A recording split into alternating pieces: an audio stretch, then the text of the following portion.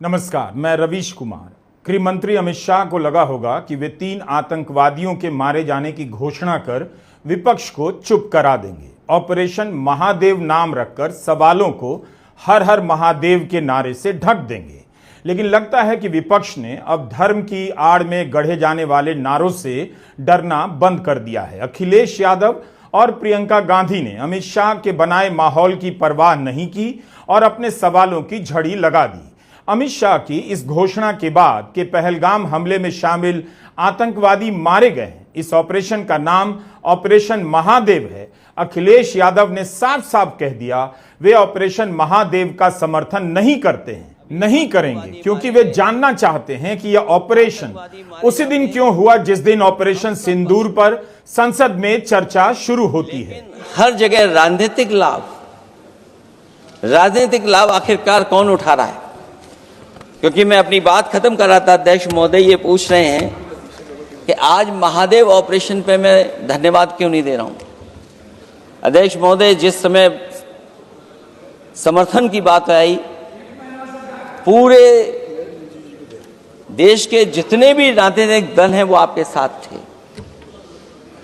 आखिरकार इनकाउंटर कल ही क्यों हुआ?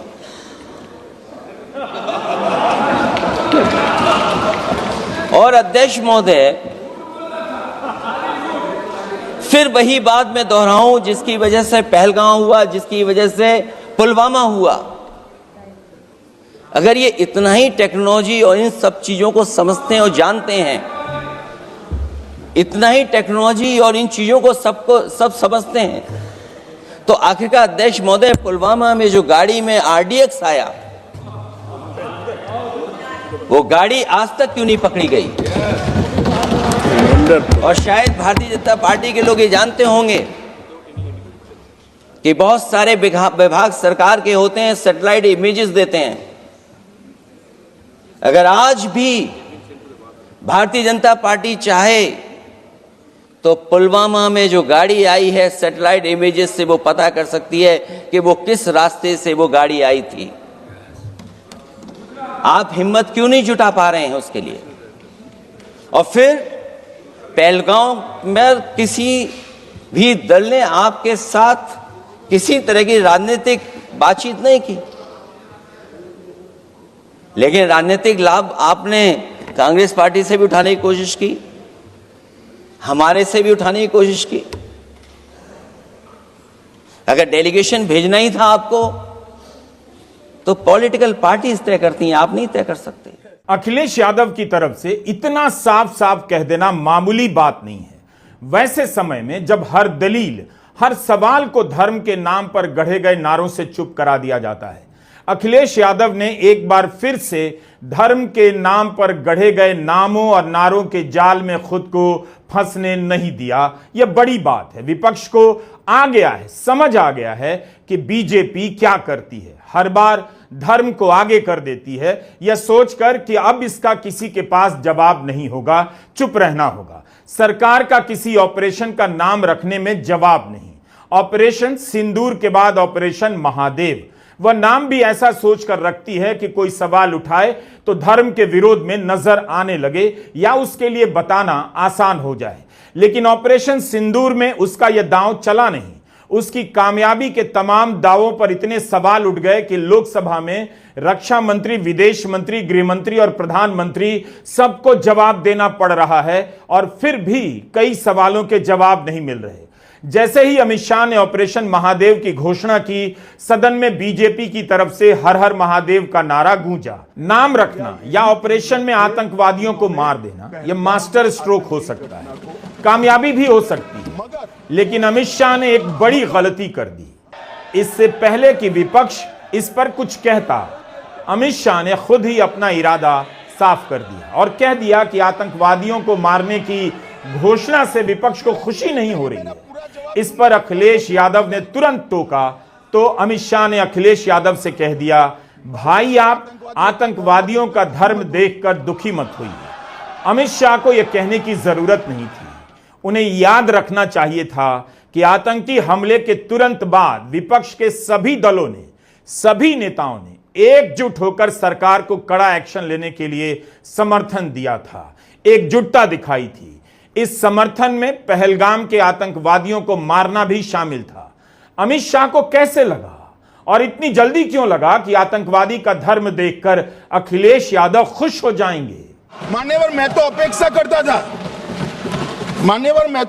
करता था कि जब ये सूचना सुनेंगे पक्ष विपक्ष में खुशी की लहर दौड़ जाएगी, मगर ये स्याही पड़ गई इनके चेहरे। ये क्या है मान्यवर, किस तरह की पॉलिटिक्स? भाई आतंकवादी मारे गए, आपको इसका भी आनंद नहीं है?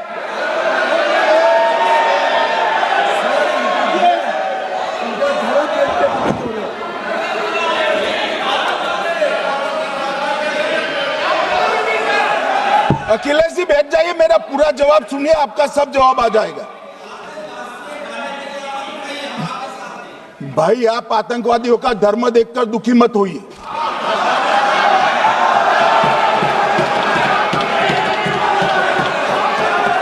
अखिलेश बैठ जाइए यार। अमित शाह ने विपक्ष की प्रतिक्रिया का इंतजार नहीं किया, करना चाहिए था। खुद ही गेंद फेंक रहे थे, खुद ही चौका लगा रहे थे, खुद ही कमेंट्री करने लगे। क्या आतंकवादियों के मारे जाने से विपक्ष खुश होगा? गृह मंत्री को ऐसा क्यों लगा? पहलगाम आतंकवादी हमले के बाद भी धर्म का रंग दिया जा रहा था। आप याद कीजिए, बहुत कोशिश हो रही थी आईटी सेल गोदी मीडिया के जरिए समाज में नफरत की आग को फैला देने की, लेकिन देश की जनता उस वक्त एकजुट हो गई। खुद सेना ने अपनी प्रेस कॉन्फ्रेंस में कई बार कहा, विदेश सचिव ने कई बार कहा कि हम इस एकता के बल पर पाकिस्तान से लड़ रहे हैं। पाकिस्तान का इरादा धर्म के नाम पर फसाद करने का था, भारत की जनता को बांटने का था। भारत की जनता ने इसे नाकाम कर दिया और इसे अपनी पहली कामयाबी बता रहे थे। लेकिन अमित शाह ने क्या किया? क्या उन्होंने फिर से कोशिश नहीं की?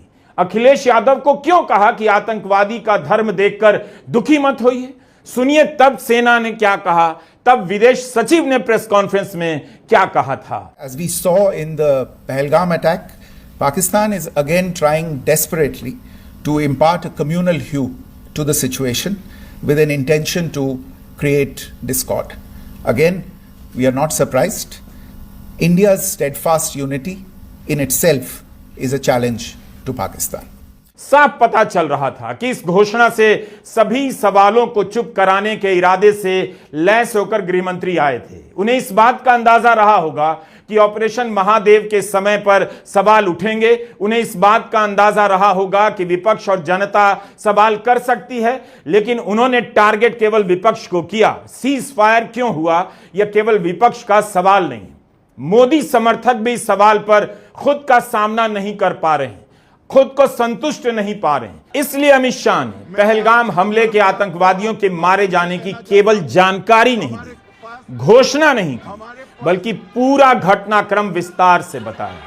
उनके जवाब से लग रहा था कि उनके सामने जनता का यह सवाल है कि जिस दिन ऑपरेशन सिंदूर पर संसद में चर्चा हो रही है, उसी दिन ऑपरेशन महादेव के नाम से पहलगाम आतंकी हमले में शामिल तीनों आतंकवादी मारे जाते हैं। यह सवाल अखिलेश यादव ने किया, लेकिन यह सवाल जनता का भी है। अमित शाह के जवाब से इसका अंदाजा मिल रहा था। किस लैब से क्या जांच हुई, कैसे जांच हुई। 6 वैज्ञानिकों ने दस्तखत किए, गृहमंत्री के साथ वीडियो कॉन्फ्रेंसिंग में इसे प्रमाणित किया कि मारे गए 3 आतंकवादियों का संबंध पहलगाम हमले से है। तब जाकर गृहमंत्री लोकसभा में इसका ऐलान कर रहे हैं। जो आतंकी घटना स्थान से कारतूस मिले थे, वो कारतूस का एफएसएल रिपोर्ट पहले से करा कर रखा था और चंडीगढ़ सेंट्रल एफएसएल के अंदर बैलिस्टिक रिपोर्ट के आधार पर उनका रिपोर्ट तैयार था। जब ये कल आतंकवादी मारे गए, इनकी 3 राइफलें पकड़ी गई। एक M9 अमेरिकन राइफल थी और 2 AK-47 राइफल थी। जो कारतूस मिले थे वो भी M9 और AK-47 के भी थे, मगर हमने इससे भी संतोष नहीं माना।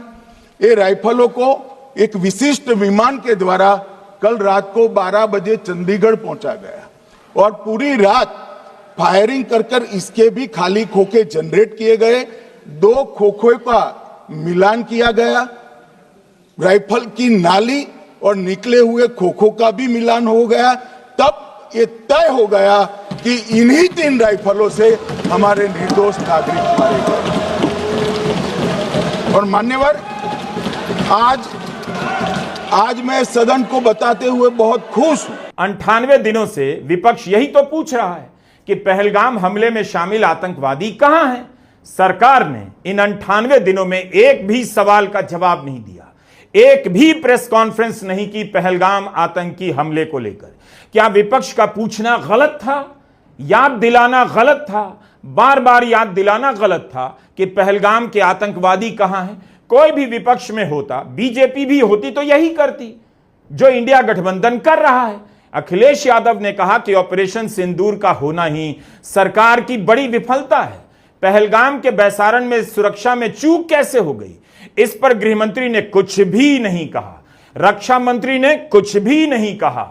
इस सवाल का जवाब ही नहीं दिया गया कि जम्मू कश्मीर में सुरक्षा इतनी सघन है, आतंकवाद को काबू में कर लेने का दावा किया जाता है, फिर भी इतना बड़ा आतंकी हमला हुआ। आतंकी इसलिए भी हमले के बाद तुरंत चले गए, फरार हो गए, पकड़ में नहीं आए, क्योंकि वहां कोई सुरक्षा नहीं थी। इस चूक की जिम्मेदारी 83 दिनों बाद जम्मू कश्मीर के उपराज्यपाल मनोज सिन्हा ने ली, और 99 दिनों बाद जब गृहमंत्री ने जिम्मेदारी ली तो उनका यह बयान सुनिए। साफ हो जाता है कि वो जिम्मेदारी लेने की खानापूर्ति कर रहे हैं, वो भी तब जब विपक्ष ने हमले के बाद पहले दिन से इसे लेकर दबाव बनाया है। सवाल पूछा है कि इस मामले में सरकार अपनी जिम्मेदारी क्यों नहीं मान रही। आपको क्या लगता है, अगर विपक्ष लगातार इस सवाल को लेकर दबाव नहीं बनाता तो क्या अमित शाह जवाब देते?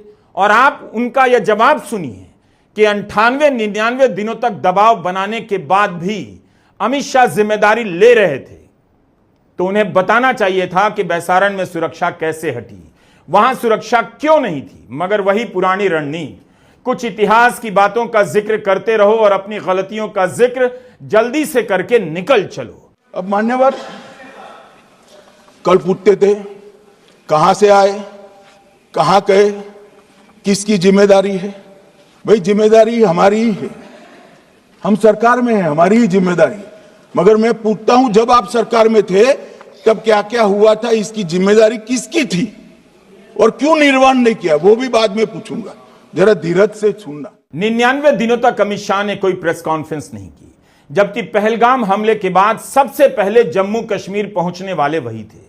उन्होंने वहां क्या देखा, क्या वजह पाई, कभी किसी सवाल का जवाब नहीं दिया, प्रेस कॉन्फ्रेंस तक नहीं की। जब सवालों के जवाब नहीं मिलेंगे तो विपक्ष क्या करेगा? अगर विपक्ष उस दिन से चुप हो जाता तो क्या आप विपक्ष की तारीफ करते, बधाई देते कि विपक्ष चुप है, अच्छा कर रहा है, सवाल एक भी नहीं पूछ रहा है सरकार से। विपक्ष ने रोज यह सवाल पूछा, पहलगाम के आतंकवादी कहां हैं। सवाल यही नहीं, पहलगाम में आतंकवादी कैसे आ गए। अखिलेश यादव ने पूछा, आप पहलगाम के आतंकवादियों को मारने की घोषणा कर रहे हैं, पुलवामा के धमाके में सीआरपीएफ के जवान शहीद हो गए, वो आतंकवादी कहां हैं। अमित शाह ने कहा पाकिस्तान के पास शरण में आने के अलावा कोई चारा नहीं था। इस पर प्रियंका गांधी ने पूछ दिया, यह तो बताइए आपने शरण क्यों दी। गृह मंत्री जी ने इस बात पर उल्लेख किया, उन्होंने कहा, उनके शब्दों में उन्होंने कहा कि पाकिस्तान के पास शरण में आने के बजाय कोई चारा ही नहीं था। आपने शरण दिया क्यों? वो आते हैं आपके देश के अंदर, लोगों को मार डालते हैं और आप उनको शरण दे रहे हैं। क्यों दिया शरण? इसका जवाब क्यों नहीं दिया एक भी भाषण में? जैसे ये बात उठी, शरण की बात की हमारे गृह मंत्री जी ने, इतिहास में चले गए। नेहरू ने क्या किया, इंदिरा गांधी ने क्या किया, यहां तक कि मेरी मां के आंसुओं तक चले गए। लेकिन इस सवाल का जवाब नहीं दिया कि ये सीज फायर हुआ क्यों, ये जंग रुका क्यों। हमारी पूरी सेना, पूरी वायुसेना, पूरी नौसेना अक्षुण्ण थी और उनकी हमला करने की क्षमता को हमने छिन्न विछिन्न कर दिया। पाकिस्तान के पास शरण में आने के अलावा और कोई चारा ही नहीं था। इसलिए ऑपरेशन सिंदूर पर सरकार की रणनीति समझिए। एक जवाब गृह मंत्री की तरफ से दिया जा रहा है, एक जवाब रक्षा मंत्री दे रहे हैं, एक जवाब विदेश मंत्री दे रहे हैं और प्रधानमंत्री भी जवाब देंगे।